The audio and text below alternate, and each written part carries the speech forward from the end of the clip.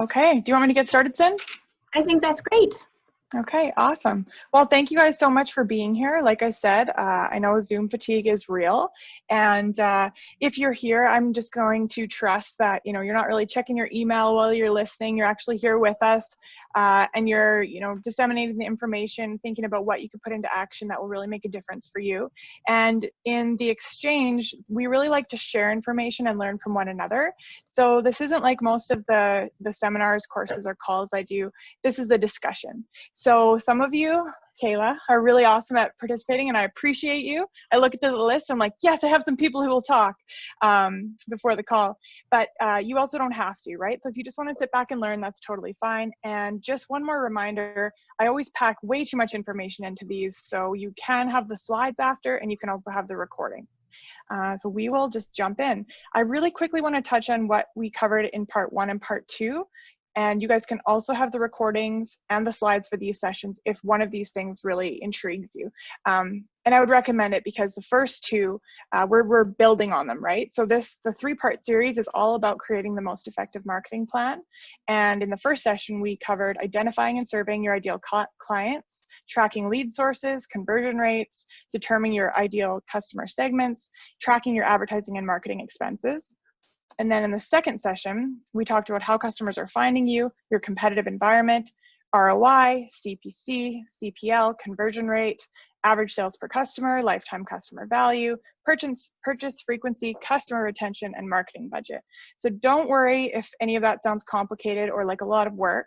Our marketing plan template, which is totally free, has information in each section on exactly how to fill that out. So you don't have to worry about remembering. And today, we are going to talk about the customer experience processes, which are arguably the most important processes in your business. Getting clear on the fundamentals of your business in terms of marketing, lead conversion processes. So you've probably all encountered a business that has a lot of inquiries or leads coming in, but they don't do a great job of handling those leads, so they don't all convert into customers. And you really don't want to throw any more advertising at a business like that. You want to make sure you're converting those leads. So we'll talk about that. Reviews, feedback, and referrals, a lot of really great free ways to increase your revenue and your sales, hitting your revenue goals, and then online marketing and sales, because everybody wants to know about that. So we made sure to include that. So Catherine, if you want to maybe just pick when you want us to have a discussion, if it doesn't naturally happen, and just let me know, I can just pause, because we didn't insert those discussion slides this time because we had so many slides and we didn't know where to insert them. So if you want to just say, hey, let's discuss that, you want to do that? Sure. And if somebody wants to put up their hand, I'll be watching the chat and the participants. Awesome. So, and then I'll let you know if somebody has a question or has raised their hand. Awesome. Thank you. Yeah. Okay, so the customer experience processes. So we always talk about processes and procedures in your business. And when you think about it as a gigantic, you need a process for everything in your business, it can be really overwhelming. And unfortunately, then a lot of people just don't start. So they do either all the processes or none of them. So please don't do that. What I want you to do is start with the processes that are most important. And in marketing, those all come from your customer pathway. So the easiest way, I'm pretty visual, and a lot of people learn that way too. So we like to draw on a big piece of paper, just a pathway. You can be as artistic or not as artistic as you want. We want to just draw a pathway that shows from the very first time they call, send us a message, text us, or show up in our business, what is the path from inquiry to happy customer? And a happy customer is a repeat customer, someone who's sending you referrals, like a really happy, good customer. And then along that path, you want to just put a little line for each sort of step in the process.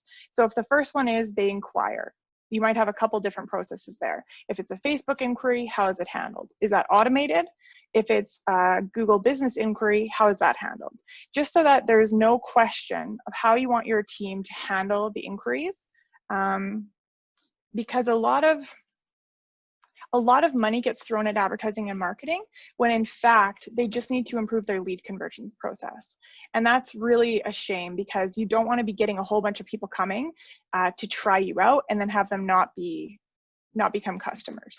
Just a huge waste of money. Pouring water into a leaky bucket, I think, is the metaphor I'm looking for.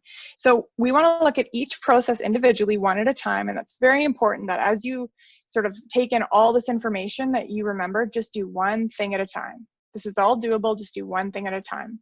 And so if you've noticed that maybe when people call in, you overhear your staff not necessarily being the amazing salesperson that you'd hope that they'd be, work on that process first. So wherever you see something happening that you don't like, that you want to prevent, or where you see something really great happening that you want to duplicate or systemize, that's where you should go first for your procedures. And it can be as simple as you want. You can either record a video telling your staff how to do it, or you can use like a slideshow presentation, or just a document, step one, and you just write it out. Screenshots also help a lot when you guys are doing processes. So the big reason we create processes is to make your business systemized and make it increase revenue without having to pay more for leads. We also want to mitigate risk, right? We all, I think, are a lot more cognizant now of the importance of risk mitigation planning. And one thing that happens a lot in businesses, no matter how great of a leader you are, is people sometimes quit or aren't able to come and fulfill their role. And you want to make sure you have processes down. The things that they do that really work, we need to capture those as processes, even if they just want to take a vacation. You know, you want to get everything out of people's heads and into processes so that we can make sure that no matter who's in that position, it's getting done. We also want to get clear on the fundamentals. So again, I want to remind you guys, I know this is a lot of information, but you can come back and listen to it. You can look at the slides, you can look at the marketing plan template with the definitions. So just take it in and don't get overwhelmed. So mission statement, we're going to cover in a little more detail, but it's really the what you do, the way that you do it, and why you do it. Culture statements, you know what, I'm going to skip the overview slide actually, because I know we have so much information. So mission statement, the who, what, why, and how of your business. So we talked about this in the first and second sessions, but I want to remind you that my definition of marketing is simply authentically sharing who you are, what you do, and why you do it. So that's what your mission statement is. If you don't have one, to start, you want to sort of start with a brainstorming session. You don't want to leave anything out. Sort of start big, write it out, get everybody's ideas on, okay, what do we do? How do we do it? And why do we do it? And please don't leave out the why. It can be a bit of a challenge to figure out your why, but it is so important because it's a lot like a vision. Without a vision, people are not motivated, people are not compelled, they're not excited. And without a really authentic why, clients are not as attracted to your brand, your staff are not as motivated to be a cheerleader for your brand. And I also want to make sure your team's involved in this exercise. So if you have a big team, involve your leaders. If you have a small team, involve your whole team. If you're thinking, I don't want that person involved in my mission statement creation, it's time to look at your team. That's a different conversation, but you guys really want to make sure you have the right people on the bus, the right people in these kind of conversations. Because if you have a group of people and you're starting to talk about, okay guys, what do we do? Why do we do it? And how do we do it? I'm starting to sound like a cheerleader here. And you don't have anybody really excited or putting up their hand or sharing, that's a problem. Okay, and we're going to talk about culture next. So once you do have your mission statement done, you want to get it nice and succinct. Get it down to a couple sentences that really feels good for you. And you want to put it up everywhere. You want to have it on your website. You want it to be the first thing in your manuals for your staff. You want your staff to know what it is. Some people can get it tattooed on them if they really love it. No? Tough crowd. Come on, Catherine. Okay. Culture statements. So culture statements have been defined as the way that we do things in our business. So when done well, your culture can be one of your biggest assets and even a competitive differentiator or a competitive advantage. And this culture as a competitive edge is a really beautiful thing because it takes a long time to build. You can't go buy it. So it's not like somebody who's trying to, they can just buy a piece of equipment and then get into the industry. They can't just buy culture. You can hire the right people. So it'll take some time, but you can hire the right people who have similar values that match your culture statements, but you can't just, it's not something somebody can go buy off the shelf. Hope that makes sense. And I want to give a little example here because I've seen this over and over again.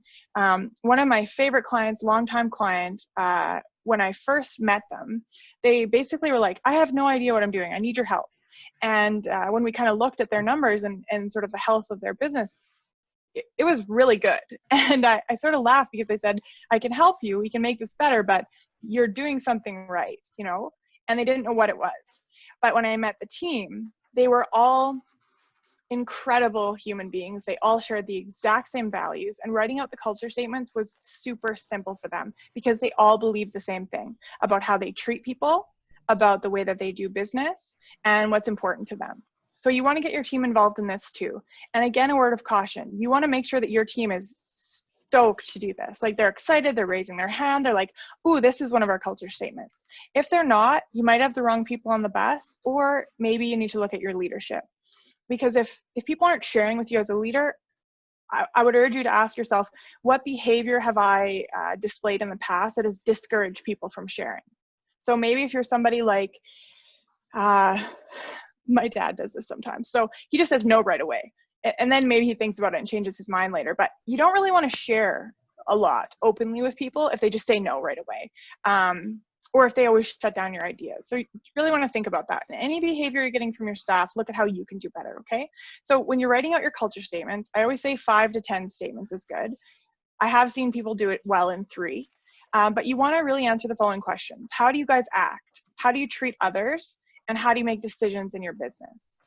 So when you do your marketing plan properly, a lot of this stuff will feel redundant.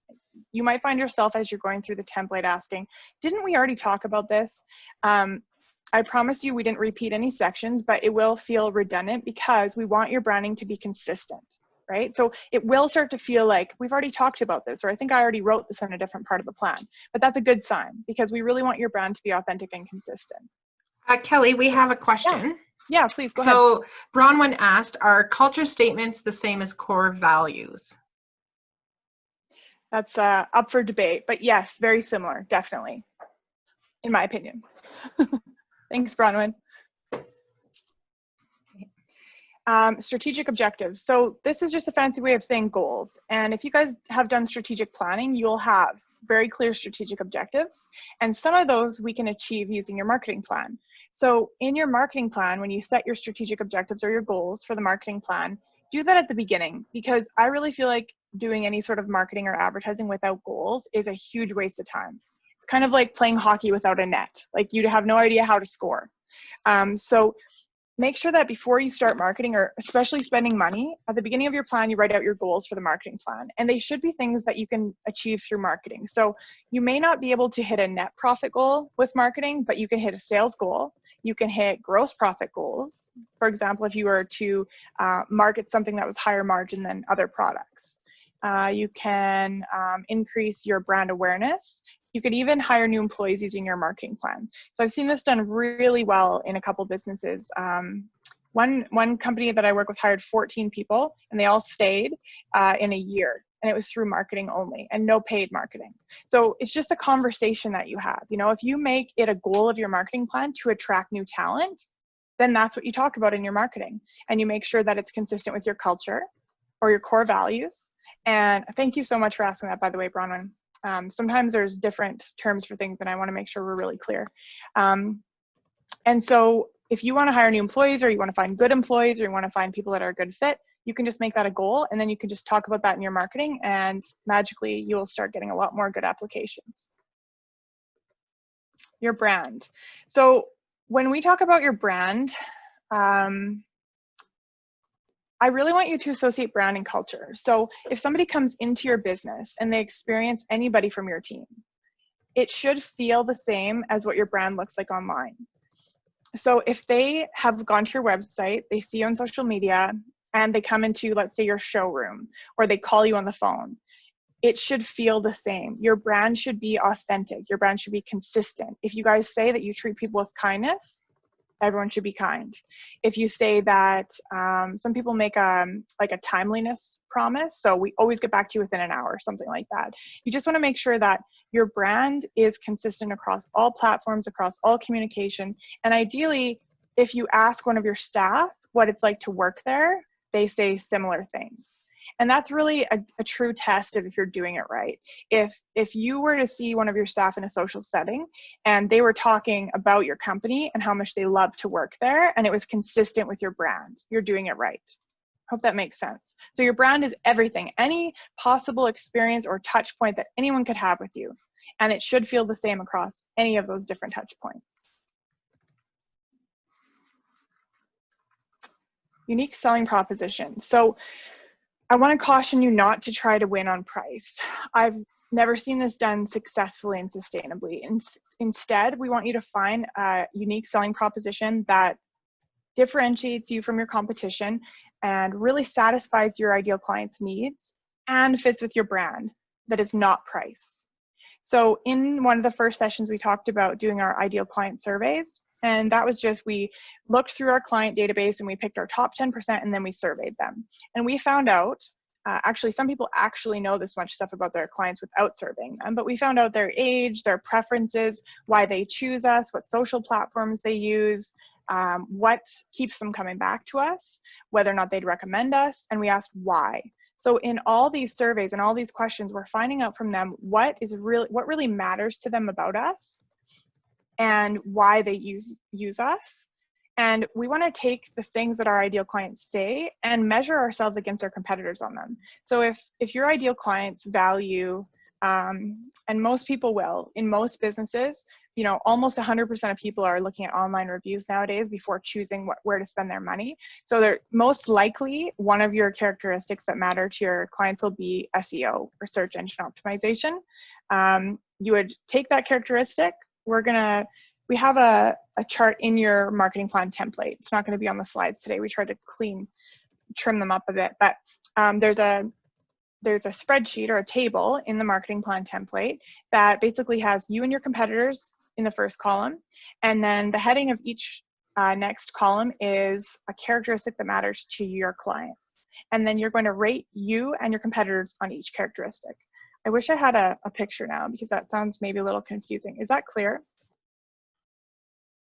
Okay, awesome. So yeah, we want to come up with a rating system for each characteristic. And then we want to look, like, how do we compare to our competitors for SEO? How do we compare to our competitors for how great our website is or how user-friendly it is? How do we compare to our competitors on customer service rating? And then we'll start to really find the places where we can stand out and sort of capitalize on opportunities. Okay, target market segments. A lot of you probably know who your target market segments are, and I would just encourage you to test your assumptions. So in most businesses, I think the most famous assumption that I find incorrect is the amount of leads that convert. So people will say, oh, 95% of leads always turn into clients. And I'll say, that's awesome. And let's just get some data to make sure that we prove that to ourselves, right? Because especially when you have a team underneath you, you aren't aware of every single phone call, every single inquiry, every unfortunately failed contact form attempt on your website. So there's a lot of things we want to put in place to make sure that all of the leads are captured and then as many of them as possible are converted. So with our target market segments, we want to look at those ideal clients that we surveyed and figure out if we can put people into groups of ages that are within 5 years of each other. So some businesses have an ideal client of, you know, like 25 to 29 years old, and they only have that one type. But a lot of you, if you have thousands and thousands of customers and you take a look at it, you're going to have 2 or 3 segments. So maybe 25 to 29-year-old males, maybe 30 to 35-year-old females. And you definitely want to market to those different segments differently. So if you only have one big group of people that all share similar characteristics, that's great. It's very easy to talk in one way to one segment. But if you guys have clients who are in their 20s, maybe, let's say like, you know, in university, maybe just renting a house, versus people who are in their 50s who maybe are living in their 3rd home and they're definitely not in university anymore. They have very different goals, very different challenges, and very different desires than each other. So when you try to sort of speak generally to anyone, you rarely reach anybody because you're being so general trying to talk to everybody at once. So that's why we want you to separate everybody into segments. Hope that makes sense.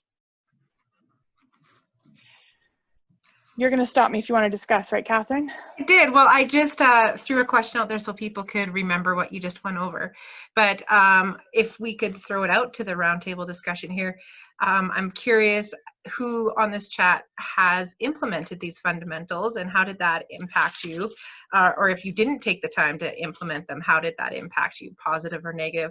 So I put in the chat the mission statement, culture statement, strategic objectives, your brand, unique selling proposition, which Cindy commented on saying that was a pretty cool phrase. I like that as well. And your target market segments. So just kind of curious to the group, if anybody has a comment, please chime in of how this has helped you.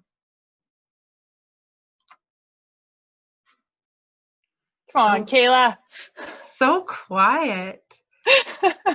I'm sure somebody in the group has done this. I'll start calling on people randomly. I was just about to write it in the chat. I was just responding to Cindy's point about things that we've come across, and I just wanted to say that I remember a light bulb moment when I was working for a company and we were told that you attract the type of customers that you advertise to.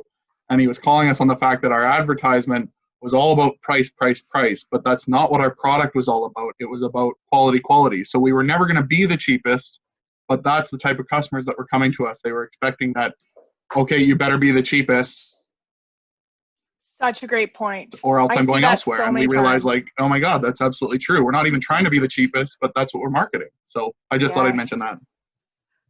That's such a good point, and everyone needs to really get that. I heard a podcast the other day by an author who wrote this whole book and has this whole business around the mismatch between what the owner wants customers to think of their brand and what their websites actually say. Because a lot of us have no idea, you know, if you go look at your Google Analytics, how many people are coming to your website a month? And how long are they staying on there? But people are coming to your website and it might be like 6 years old and it might still say like, get your free quote today. We're the best price in town, but you're over here trying to build a high-end brand. Yeah, you're definitely attracting the wrong. Yeah, that's such a good point. Thank you. Yeah, I also just wanted to quickly highlight that I thought it was great that you pointed out that under your talk about marketing, that it's not just about buying customers. You are trying to use your marketing to attract good customers. So that's about the experience. So you can't just treat marketing and advertising like a Band-Aid that'll just fix everything. No, it's so expensive to try to buy new But you also said the same too. thing about the competition, that you can't buy that culture too. So yeah, I thought that was great, that really the work has to come from focusing on, you know, what your brand says and what your business is doing before you look at, oh, well, advertising will fix that, or if I market here, that'll fix that. So. Yeah, and you can't fix bad leadership with marketing and sales. And so I'm sure maybe that can be our next topic, but if anyone's having a problem with their numbers, don't throw more advertising at it before you look at fixing these things internally. And if these things aren't going well for you, you really want to look at your leadership, because you're really, really facilitating every result that you see in your business. We do have one comment from Bronwyn. We've done many of these things, but struggle with target markets and a few other end user specific ideas due to B2B businesses rather than B2C. Sorry, what was the question part of that, Catherine? So can you see the chat there at all?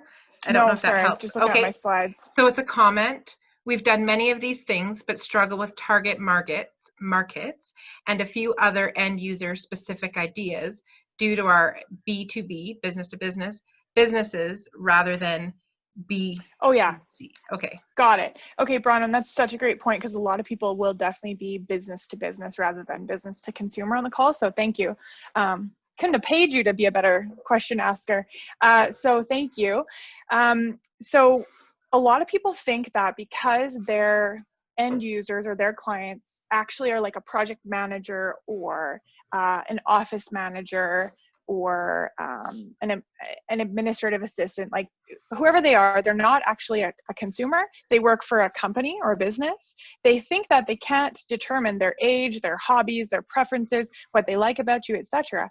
But I absolutely disagree with that way of thinking. I think you need to get to know those people in the same way. And I don't want to overgeneralize, because I don't want you to think that we can get a lot more specific just for your business. Like we can talk privately about just your business, but in general, the people who make decisions in a business are still people. And so if we can find out who they are, what their hobbies are, how old they are, what their preferences are, why they choose us, why they love us, what they love about us, we're still getting the answers to what should we say and where should we say it.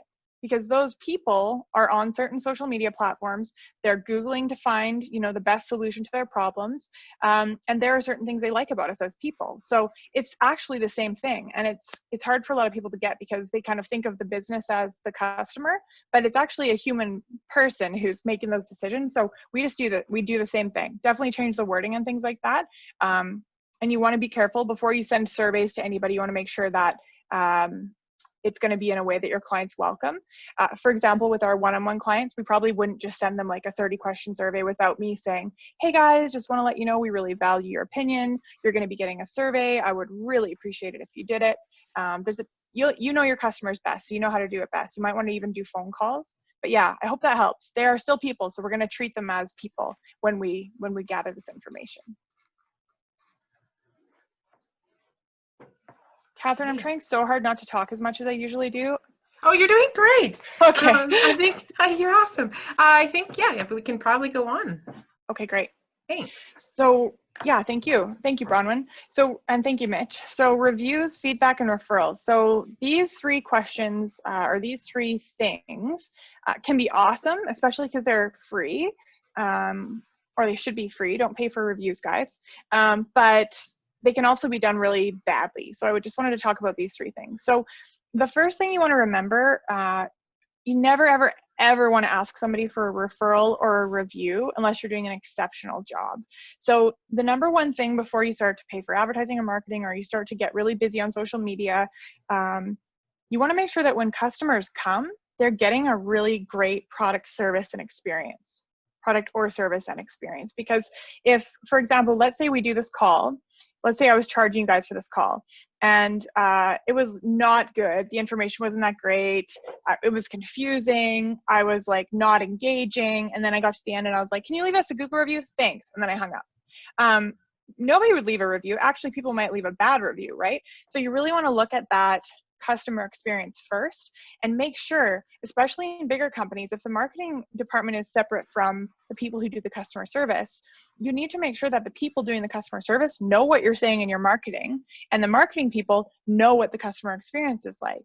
So one of the companies that I worked with for a long time, we would actually cross-train people so they really got to understand the customer experience before they marketed, because there's often a big disconnect between the marketing and the customer service. So it's very important that you authentically market and share about the customer experience, and then you live up to that, because you don't want to say we have the nicest staff, you know, we have the best customer experience, you'll be so happy, we guarantee satisfaction, and then have the people who are doing the customer experience be not super engaged, not delivering what you said that you would, or even worse, not really caring about the 100% satisfaction guarantee. So number one, do a great job. And then number two, referral programs, in my experience, my personal experience as a consumer and my experience as a running businesses, coaching businesses, consulting with businesses, it's not really done well a lot of the time. And there are a lot of referral programs out there. They've kind of died down a little bit in the last few years. It's more about points, which is still sometimes a referral program, but you also don't want to do any sort of referral request or referral program unless you're doing an exceptional job. That has to be the starting point. And I hope that you guys, even if you weren't with me for number 1 or 2 sessions, you're starting to see that there is no faking it in marketing. There's no pretending to be something you're not. It's all about authentically doing a really great job and talking about it. So the yoga example that I wanted to share, to me, it came across tacky, not through the fault of the yoga business, but through the fault of my friend who was trying to get me to come. So in my experience with this one example, I have a bulging disc in my back. And so I've always had back pain for like the last 7 years. And one of my friends was convinced that if I came to this yoga class with her, I think it was called restorative yoga, that it would fix my back. And so she was after me for months. And then I finally said that I would go. And then I found out after I booked that she was going to get like a free month for me coming. And so I canceled it because I was like, I don't even know if she really thinks it will fix my back. And I really didn't like the way that it came across. Now, other people may take that a different way. You might think I'm being overly sensitive, or you might be like, that's weird, I wouldn't think of it that way. But what you have to know is, however it lands for your customers matters. So I might not be your ideal client. You want to know how it would land for your ideal clients. So most of the time when people ask me if they should do a referral program, I say, ask your ideal clients. What would they really value? You know, what would they see as fitting with your brand? In some cases, I think you can do it wrong and it can make you guys look, it can detract from your brand. But in some cases, like I have a really great marketing company in mind where there is no referral program, and I never, ever, ever send people referrals unless I absolutely believe in the product or service. I would never do it for an incentive. And if anybody ever offers me an incentive, I say absolutely not, because I don't want my advice to be cheapened. So that's just me. Remember, I might not be your ideal client, but there's an online marketing company in Canada that we've worked with, and we've sent a lot of people there because they're amazing. And we got a really nice handwritten thank you card with a really nice gift card for a really nice restaurant last year. And it was just totally unexpected. It was a nice little gift, and it was just, you know, a handwritten thank you note, which was really classy. And that was amazing because it reminded me about them. The card sat on my desk for a long time, and I kept thinking about them. So I'm sure that I sent them more referrals than I would have consciously done if I hadn't gotten that card. But that's sort of a classy way that you can do it. Now, there's so many people on this call, from people who sell very, very small items like convenience items to people who sell really large ticket consulting items. So you really have to think about your target market when you're coming up with these things. And remember too, that you're not your ideal client a lot of the times. That's really hard for me all the times in my businesses. And we kind of ask each other that as a team. And someone from my team is on here, but I'm not going to make them talk because they'll kill me. But we have to remind each other, yeah, well, you're not our ideal client, you know? So when you're making your website, you're doing your social media posts, you're coming up with a referral program, make sure that you remember that you want to do something that fits for your ideal clients, not necessarily what your preference is.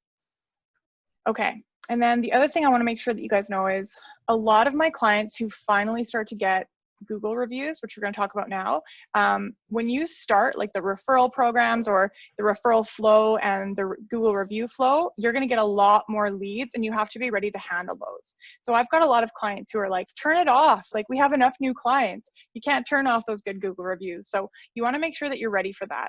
Make sure that you have your processes in place. Make sure that if you start getting 20 leads a day instead of 5, that your team is ready to handle that and they're ready to convert those leads, not sort of drop the level of service or letting anybody down because there's so many people. So I mentioned this before, but I'll say it again. I want to say the last report I read was 96% of people are reading online reviews before making purchase decisions. And so one of the best ways, and we'll do a whole slide on SEO, but one of the best ways to get yourself to the top of the search engine rankings is to get positive Google reviews with comments. So you want to make sure you specify that, and you want to provide that nice, neat, short link for people, and you want to follow up. I think we talk about on another slide that 84% of sales are done between the 5th and 12th follow-up. And most people have no follow-up process. They talk to a lead once, and that's it. In the best case scenario, when you talk to a lead, you capture their information and you follow up until they become a client. Now, when I say follow up until they become a client, we're all about class. So we do not want you calling up and being pesky or pushy or coming across in a way that's not consistent with your brand. But we do want you to follow up as a service, okay? Now, the reason I'm talking about sales follow-up right now is because I want you to apply that concept to reviews. So if I ask you guys for a review at the end of this presentation, which I definitely will, and you don't leave one, it's not really surprising because it usually takes us 5 or 6 times to get someone to actually leave one because people are busy. And so you want to make it as easy as possible for people to leave you a review. Just provide that short link, which you can get right out of your Google business, and just say, you know, we're going to give you this, actually, I think it's on the second last slide. We're going to give you the exact script that we use. And it's just basically saying, if you think we deserve a 5-star review, please click here and leave your comments. If you think we deserve anything less than 5 stars, please reply to this email and let us know what we can do to improve. I'm going to kind of provide people 2 options. If they don't think that you're a 5-star, then you want an email rather than a review. But if they do, you want them to leave comments.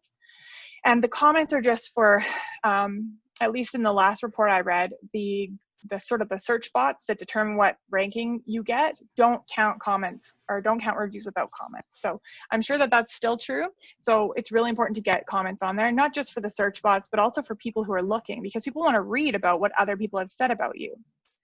word of mouth, people always talk about how word of mouth used to be the best way to grow a business. It still is. It's just a different way.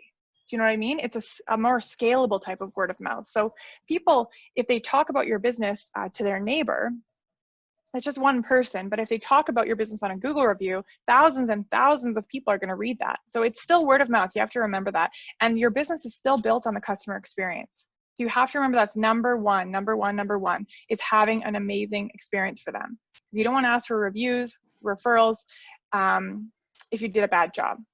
Now, feedback. We want to make sure that you guys are always asking for feedback. We want to make sure that you're finding out how you're doing. If you're doing multiple transactions a month, I would say ask for feedback once a month or once a quarter. But if you're only seeing people, once every few months or less than that, you definitely want to survey them every time they do business with you. And if you're only going to ask 2 questions, I would make them on a scale of 1 to 10, 10 being extremely likely and 1 being not likely at all. How likely are you to recommend us to your friends and family? That's the best question if you can only ask 1 question. That number will tell you a lot. And then the next one, which I would make not required, just say, why did you choose that number? And so if they want to tell you, they'll give you some, usable examples, or they'll give you some really constructive feedback that you can use to improve. Hey, Kelly, I have a question. Yeah, please. I love what you're saying about that. I know that the Google reviews are really important and that you do need to comment on those reviews. Now, what if, there's always that customer that is never happy, or, you could bend over backwards and they go and put a negative review, because it's generally those customers that will go put a negative review. Do you have a suggestion of what to say to those? Yeah. So whenever you have a problem in your business, I recommend that you go 10 steps back first, right? So instead of reacting in the moment, which I am going to tell you how to respond to a negative Google review for sure. But before you do that, I want you to think 10 steps back. What could I have done better? And oftentimes it's that we don't clearly set expectations for clients.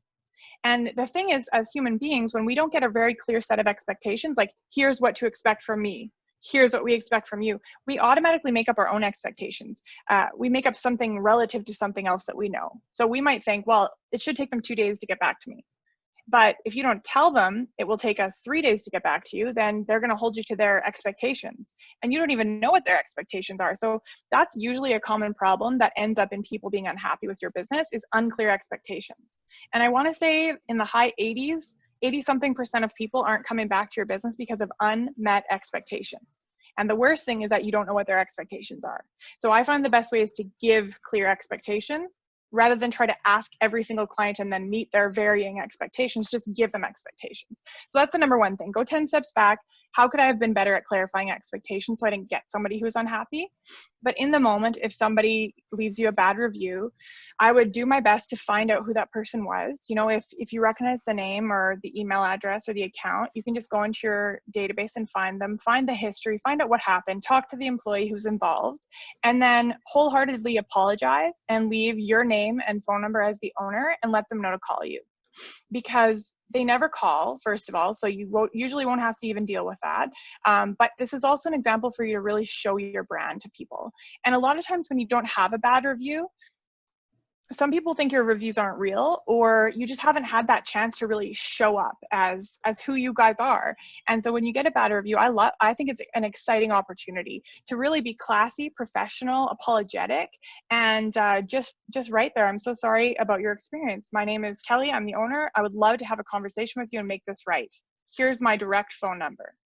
And oftentimes they'll either delete their review, or they'll respond thank you, or they'll change their review. Almost every time they take down their negative review or change it when you respond like that. And you have to be really, really good at removing yourself here, and not taking things personally, because I know for me, I'm super sensitive. So this would just crush me if somebody left a negative review. It would take me like a couple counseling sessions to be able to get back to them in a really good way. I'd probably have to get Laura to do it, but you have to remove yourself and not take things personally and stay objective and just respond in that way. Because when you get defensive, or if you try to make them wrong, you are going down a hole that you will not get out of. So if you guys ever want some entertainment, ask me, send me a message, I'll send you some examples. But some people on Google reviews start to defend themselves, tell the person they were wrong, you know, you're crazy, I checked my records. And it's like, no, this is you showing your brand, remember? So yeah, just show up like that, apologize for the confusion, offer your number and your name, and oftentimes it'll go away. But if you do have a specific one that you're having a challenge with, I know it's really hard to not take things personally sometimes, because I do too. So you can totally reach out to us and we'll help you with that if you ever want a specific. Yeah. Thank you. Mitch made a comment. Mitch, do you want to elaborate on that story you shared a little bit? Oh, not really. I just thought I would share it since we were talking about the power of one word of mouth combined with the tool that is social media. Yeah, and I just threw out the news story about Whitby's Fish and Chips, how one motivated customer set off a chain reaction that just went crazy. So I just shared the news link there if anybody wants to read it, but I'm sure everybody remembers. I actually didn't hear that. Will you tell me really quick? Well, I shared the link. So yeah, it was this was a few years ago, but a customer came in and ordered some food and thought it was great, but noticed the store was empty and struck up a conversation with the owner, and he said, yeah, business is really slow, I'm not really sure. So this guy just made a really long, heartfelt post on Facebook about how awesome he thought it was and how it was a shame that there wasn't more people there, and it just got picked up, and then they had line out the door. The CBC story has some pictures of how big the lineups got and the support that was there, and that was in Lethbridge. So that's awesome. That's a really great example. I love that it was in Lethbridge too. Thank you. Yeah, for sure. Guys, if you're not talking, if you want to mute your mics, it just helps with the background noise. And then just unmute yourself if you want to ask a question. Thanks, Mitch. So hitting your revenue goals. So oftentimes people will pick a revenue goal as their strategic objective or their goal for their marketing plan. So I wanted to really focus on that for a minute. So one thing, if you're a business owner or leader, you've probably got a massive to-do list. And if you're lucky, it's all in one place.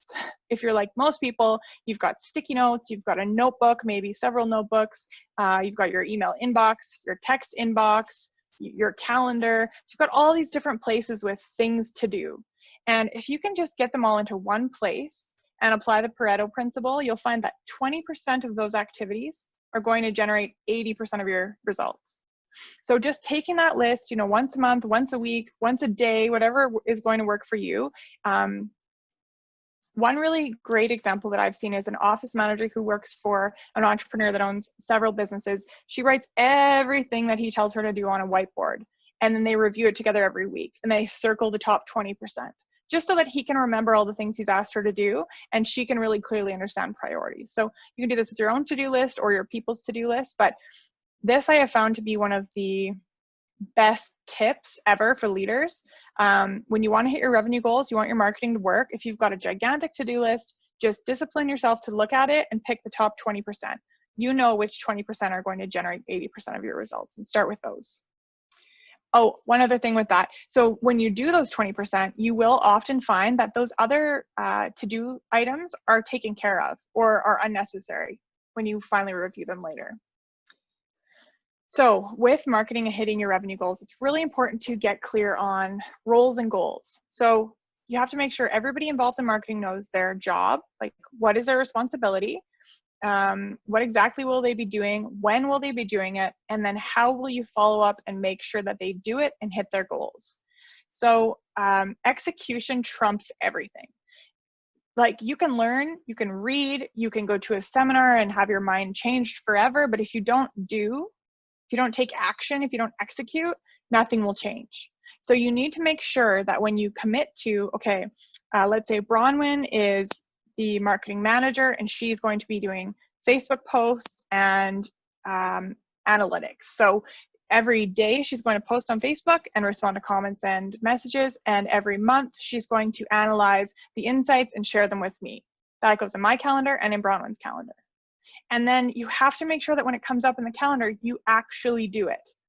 This is really hard for a lot of entrepreneurs because, I'm going to say engineers, they're probably great with their calendars. Entrepreneurs, because a lot of us are really creative, and a lot of people don't even want to use their calendar because they feel like they're being sort of trapped in a cage, but really using your calendar will set you free, because then you'll remember to do the things that you gave your word that you would do. Using my calendar, the number one reason I use my calendar for execution is so that I can keep my word, because I absolutely hate telling somebody I'll do something and then forgetting it or not doing it. So if you just use your calendar, make sure that everybody's tasks are in there, make sure they're repeating monthly, or for in Bronwyn's case, it would be daily, a daily task, and then Bronwyn and I would meet every month. That would be a monthly task. Make sure that's in both calendars, and then make sure you actually show up, because wherever you look as a leader, or wherever you show your staff that you're looking, they will do it. They will make it important. They'll make it a priority. If you haven't checked on them for a while, they start to, subconsciously just not prioritize that because they don't think it's important. And it's really confusing to work for us because we ask them to do a million things, so many more things than we remember asking them to do. So we really have to get clear on what we want them to do, what the goal is, and then follow up. Hope that's clear. When you are setting those goals, make sure that you involve them in setting their goals.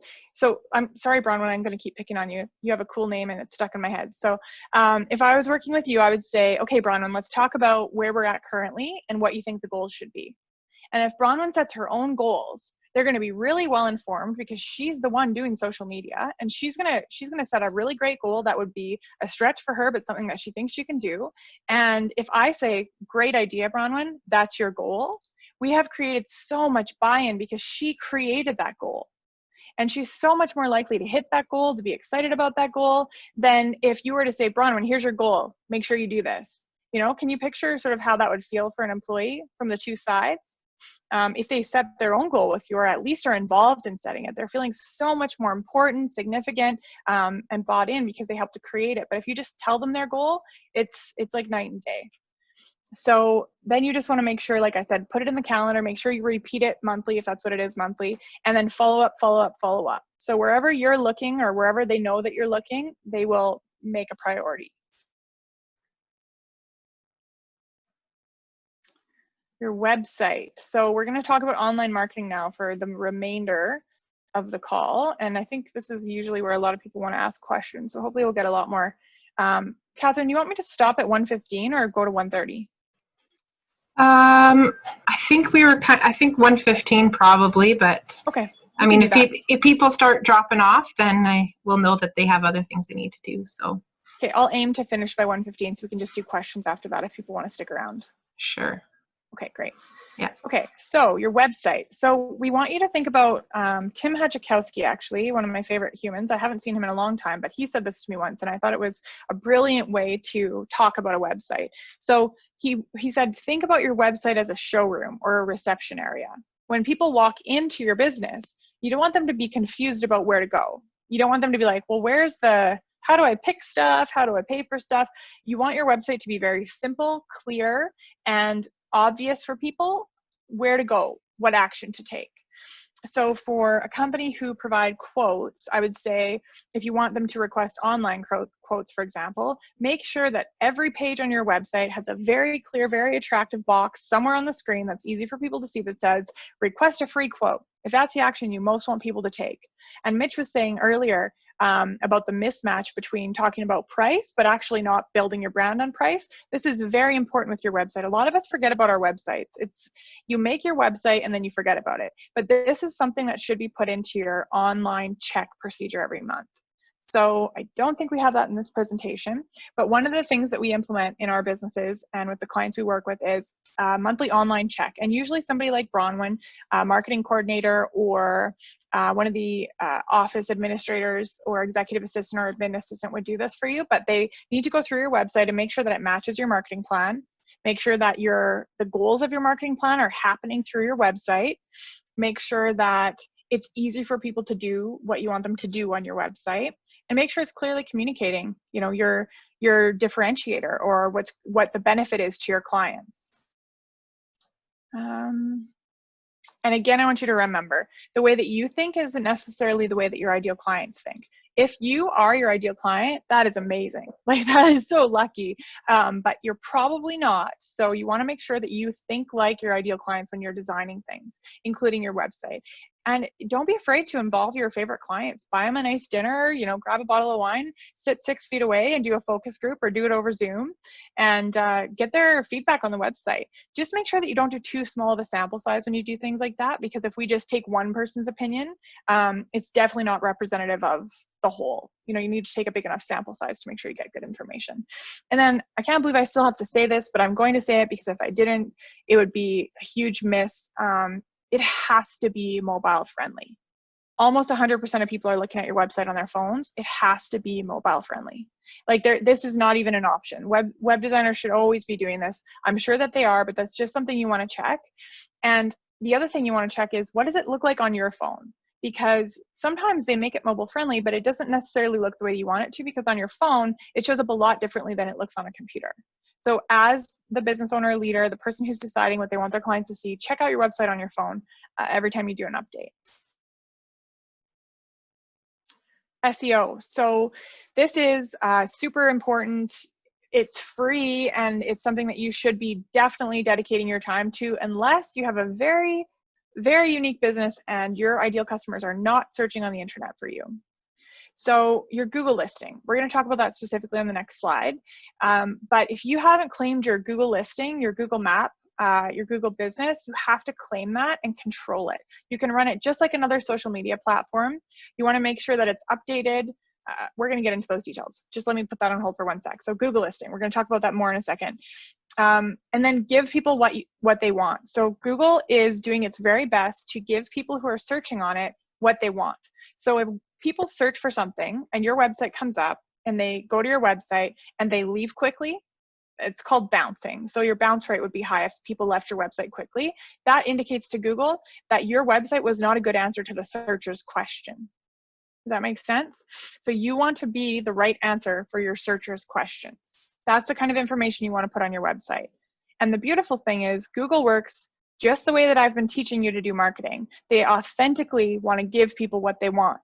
So they don't want to give people some site that tricked them into going there. They want to give people a site that people, when they search something, the site comes up and they stay on it for a while, they click around, they use it, they find it helpful, okay? So there's no tricking or cheating or trying to come up with some sort of black hat SEO and trick Google. Just really give people what they want. So write blogs about what people commonly ask you. Answer frequently asked questions on there. Give out tips that people find helpful. On our website, we put a ton of free resources. I think there's probably like 13 on there right now on the free resources tab. But we give a lot of free stuff that's really helpful and really information dense, like this presentation, so that people hang around, so that it teaches Google, hey, this website's great, it's useful, it's the answer to people's questions, okay? Google reviews. Okay, so I put this example on here, and this is a real example. Google reviews can be worth $2 million each, and they're free to get. So the reason I put this on here is because a lot of people are frustrated with, when they spend money on advertising, they can't track the return on investment. If you guys missed presentation 1 and presentation 2, please go watch the recordings if you still think that you can't track return on investment on your advertising, because you definitely can.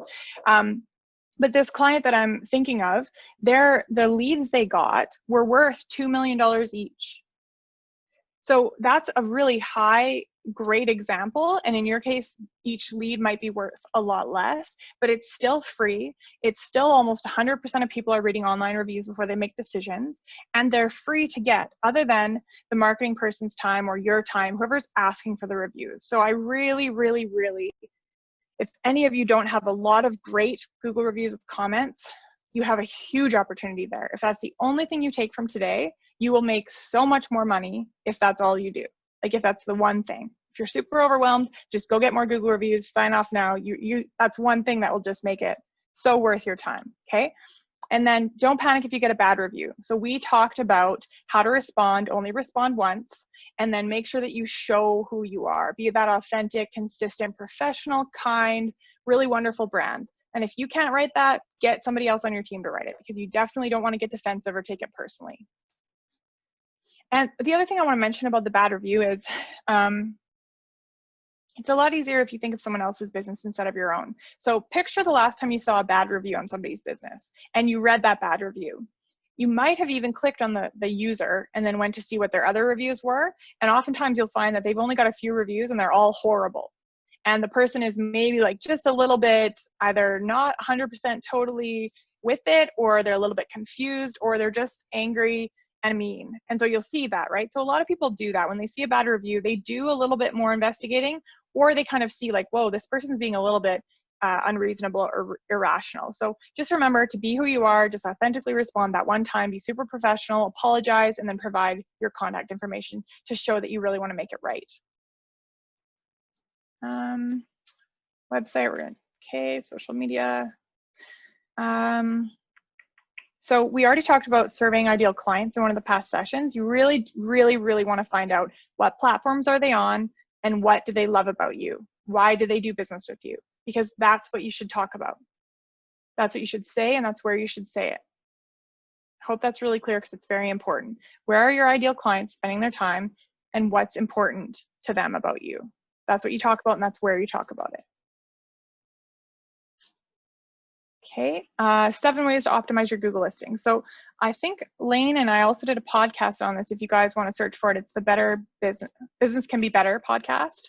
And if you just search, what is it called, Laura? Do you know? The SEO podcast? I'll find it for you guys in a minute. What is it? Oh, it's episode 7, Laura said.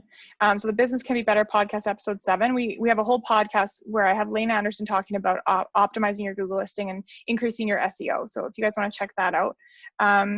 So on your Google listing, so if you don't have your Google listing claimed, claim it.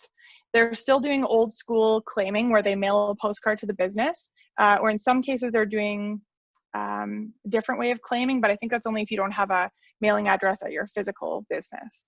But so if you don't know how to claim your Google listing, you can just Google how to claim my Google listing and it will literally take you step by step. So make sure your business information is accurate and it has a description with the answers to people's questions, okay? Ensure that it's comprehensive and up to date. So you want to, every month when you check your online stuff, you want to check your Google listing for sure.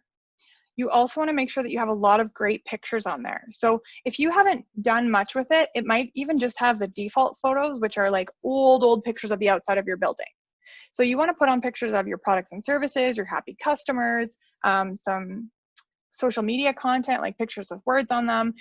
And then also for your Google listing, we talked about asking for Google reviews, but you want to just make sure that you are doing this consistently. So every month, you're asking people for Google reviews, or every week or every day, depending on the number of transactions in your businesses. And then respond to each Google review and just say, thank you very much.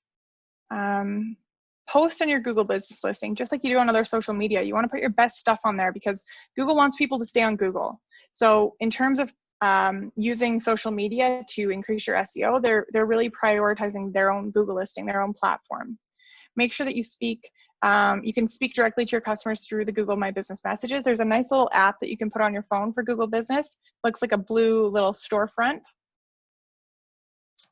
And make sure that you instantly change your hours and information when it changes. So for COVID, if you guys close down your physical location, if you're working from home, you want to make sure that you guys update things on your Google listing instantly. So if you're closing right now for an hour, put that on there. Make sure that's on there. If you're closing for a week, put that on there because everybody is Googling your business and they trust those Google hours. So you get some really frustrated people if your Google listing is not correct. I remember an Indian restaurant that used to be in town. Keywords used to be, they're out of business. I tried so hard to tell them when I got there that their hours on Google were wrong. And she just kept saying, it's not me, it's Google. And I'm like, okay, I'm trying to show you how to fix your Google. But you have to make sure that Google has the right information because you just want to remember, Google is like a super awesome person who's just trying to be helpful. Just give them the information because all they're trying to do is give the information correctly to people who want to do business with you. So just make that a priority, okay? Make sure your Google business listing is updated all the time. Okay, you're still gonna interrupt me if you want to, right, Catherine? Yep, does anybody have any questions at this point about Google reviews and utilizing Google and such? Oh, I see, Kayla, you have a question? Hi, okay, so I have a, like a 14-year-old kid. gave me a 1 star on my Google review. And I like even asked, I was like, what did I do to you? But anyway, and I tried to report it, but just stays there. So I'm kind of just hooplawed with that, right? Like when people are just being dorks. Yeah, it looks bad to all of us anyways. Like if anyone sees that, they'll be like, what the heck? They didn't even put any comments. And like, I think people will see it for what it is. Yeah. You respond professionally and brand align, like would really like to help. Can't find your information. I'm the owner. Here's my name and number. Please call us. We can fix this, just so that it shows that you're like, hey, I'm really trying to help. People will see that 1-star review with no comments. Then they'll see you being super professional and helpful, so it's almost better that you have one to respond to, like I said, because it's a real opportunity to be the bigger person and to show who you are. So yeah, don't worry. Just respond in the way that you always respond, the way that you always should respond, and it'll be good. Okay, I'll move on to email if that is it. Okay, so I don't know about you guys, but when I go to, I was going to say Gap, but that's not happening anymore. So if you go somewhere and they ask for your email, it's kind of like, you don't want to give them your email, right? Because we all get enough junk in our email inboxes already. So if you do give somebody your email, it's like an honor that you're bestowing upon them, right? So when we get somebody's email, we want to make sure that we treat it that way. We don't want to spam them. We don't want to be like, we don't want to send 100 messages a day. We don't want to be sending them products or services that they never express interest in. We want to make sure that if they sign up for our email list, let's say for business tips, that's my most usual one every Monday morning, it's business tips. We send business tips because that's what the list is called. That's what they sign up for. Okay. And just remember, that's a real honor to be given an accurate email address because nowadays people aren't giving them out as much. So make sure that you, like I said, email the kind of content they want. And then really track the unsubscribes and the open rates. So we're really lucky. We've got a really great open rate on our email list, and that's a credit to us really providing what we say we'll provide, I think. Short, actionable business tips. So I think if I were to always write like 4 pagers, I think some people would unsubscribe. Or if I were to try to sell to that list, I think people would unsubscribe. And sometimes when I send out emails that are very much about personal development, some people might consider them a little bit woo-woo. They're more of your soft skills as a leader. I see some people unsubscribe, and you know what? That's okay. But just watch it because you really want to use that data. And I know I said it a lot of times in the first and second session, but I want to stress it again. Data-driven decisions, alliteration to help you remember. Data-driven decisions. You have so much data. You have so much data from these 3 sessions. Why would you ever make a decision based on anything but the data that you have when you can make a data-driven decision? Okay, so watch your unsubscribes. Track it in your monthly marketing report. And all this stuff we're talking about, you get to decide what to put in your monthly marketing report. We have a template if you want it, we'll give it to you, but we basically look at everything we've talked about. Look at the Google reviews, look at the email campaigns, look at the unsubscribes, look at the views of our Google listing, look at the views of our website, look at where people came to our website from. All these things that we're talking about today, you want to report on those monthly and then make changes based on the numbers that you've collected. Okay, so data-driven decisions. I have a question.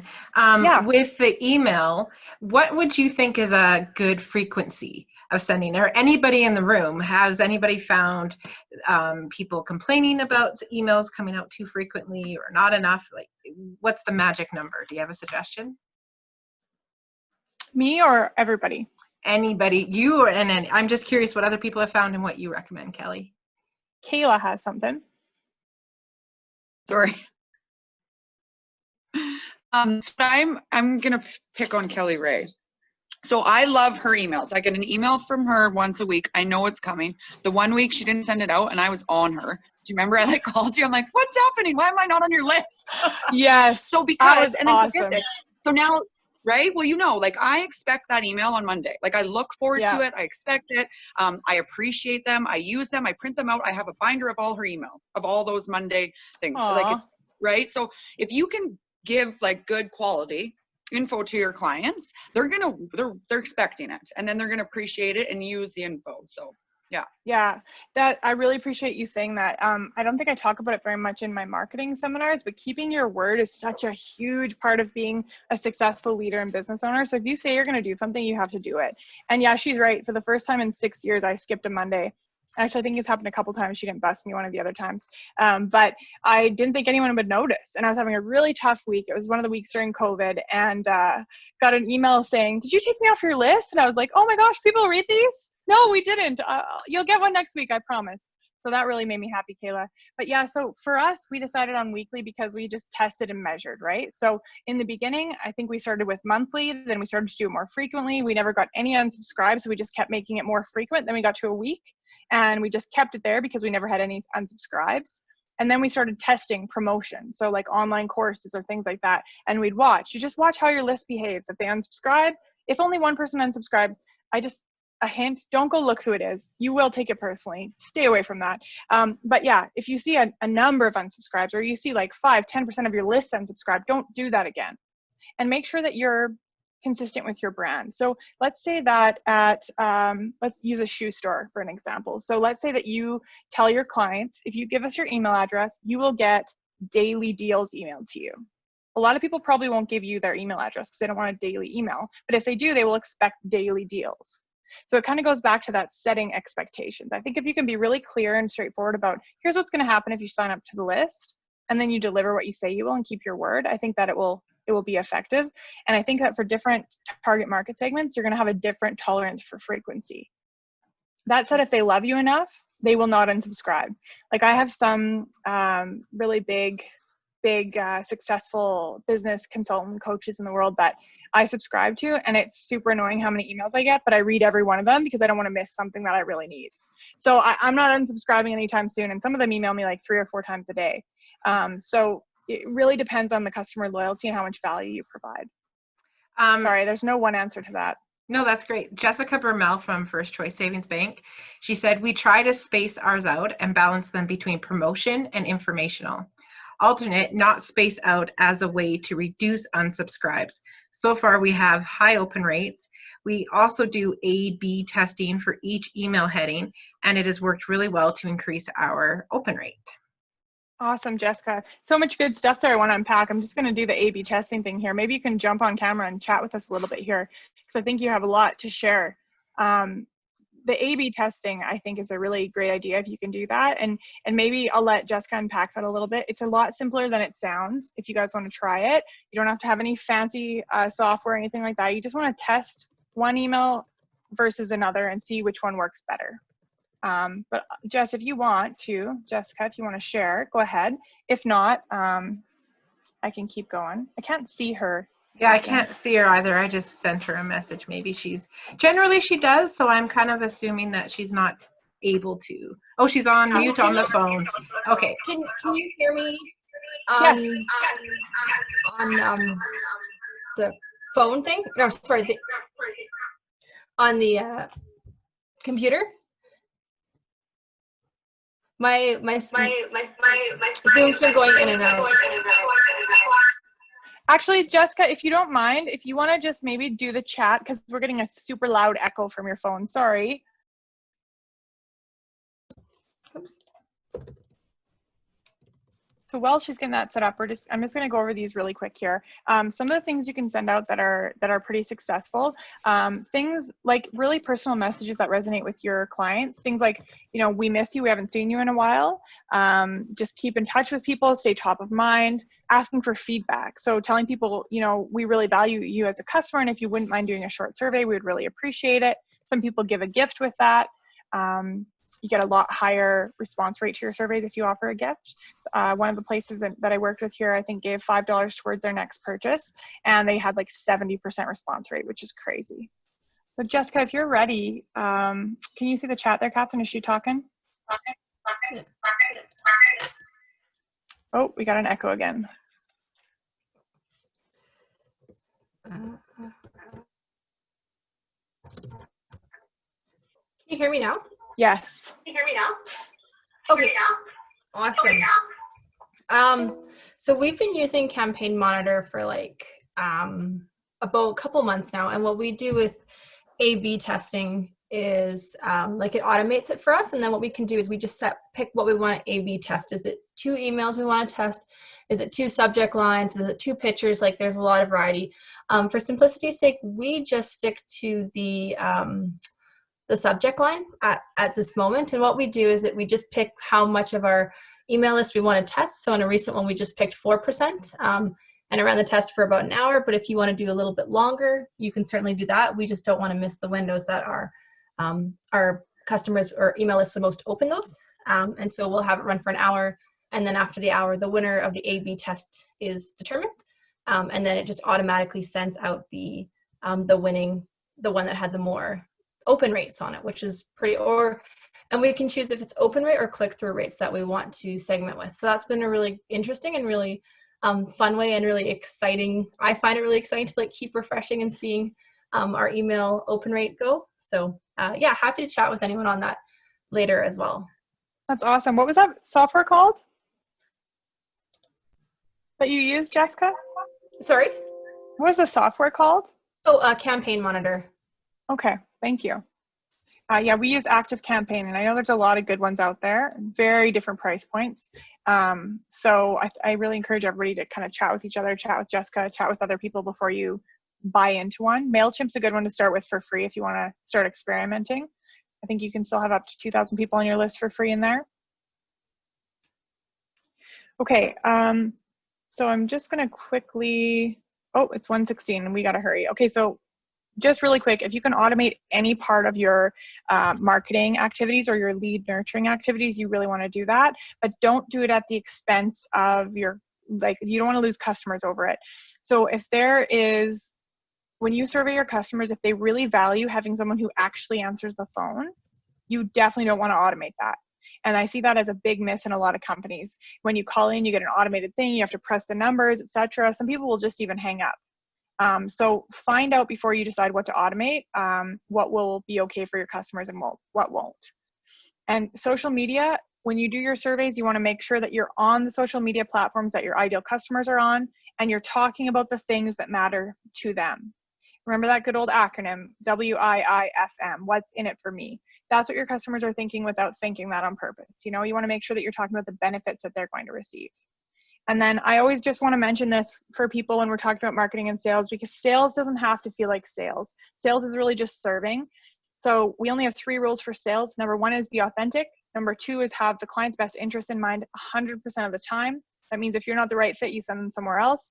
And number 3, have no attachment to the outcome. So if they buy it, great. If they don't, great. You treat them the same. You don't make anybody uncomfortable. So those are our only 3 rules for sales.